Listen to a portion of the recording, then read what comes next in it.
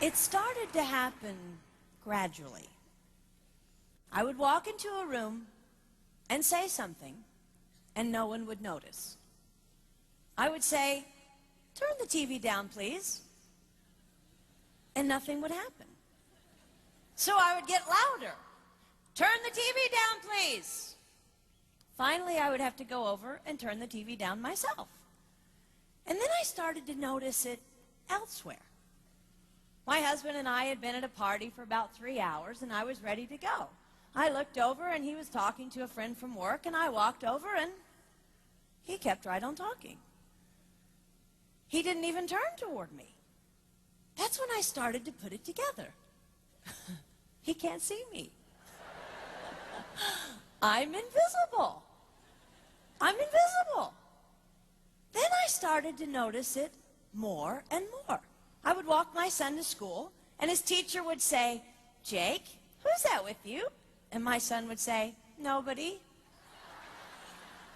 Granted, he's just 5, but nobody? One night, a group of us gathered, and we were celebrating the return of a friend from England. Janice had just taken this fabulous trip, and she was going on and on about the hotel she stayed in. And I was sitting there looking around at the other women at the table. I'd put my makeup on in the car on the way there. I had on an old dress because it was the only thing clean, and I had my unwashed hair pulled up in a banana clip, and I was feeling pretty darn pathetic. And then Janice turned to me, and she said, "I brought you this." It was a book on the great cathedrals of Europe. I didn't understand. And then I read her inscription. She wrote, "With admiration for the greatness of what you are building when no one sees." You can't name the names of the people who built the great cathedrals. Over and over again, looking at these mammoth works, you scan down to find the names, and it says, "Builder, unknown, unknown, unknown." They completed things not knowing that anyone would notice. There's a story about one of the builders who was carving a tiny bird inside a beam that would be covered over by a roof.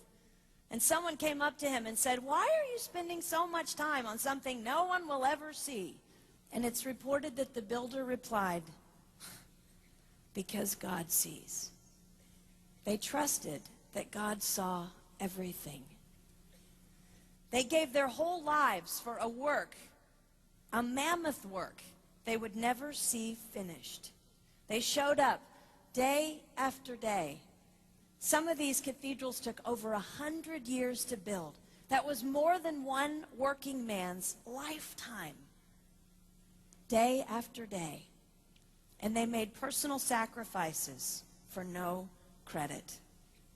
Showing up at a job they would never see finished, for a building their name would never be on. One writer even goes so far as to say no great cathedrals will ever be built again because so few people are willing to sacrifice to that degree. I closed the book, and it was as if I heard God say, "I see you. You are not invisible to me. No sacrifice is too small for me to notice. I see every cupcake baked, every sequin sewn on, and I smile over every one. I see every tear of disappointment when things don't go the way you want them to go. But remember, you are building a great cathedral. It will not be finished in your lifetime, and sadly, you will never get to live there. But if you build it well, I will."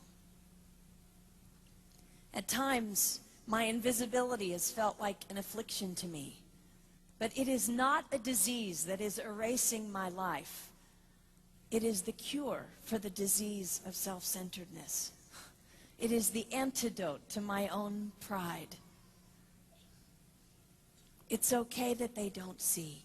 It's okay that they don't know. I don't want my son to tell the friend he's bringing home from college, "You're not going to believe what my mom does. She gets up at 4 in the morning and she bakes pies and hand-bastes a turkey and she presses all the linens." Even if I do all those things, I don't want him to say that. I want him to want to come home. And secondly, I want him to say to his friend, you're going to love it there. It's okay that they don't see. We don't work for them.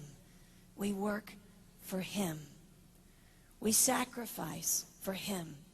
They will never see. Not if we do it right. Not if we do it well.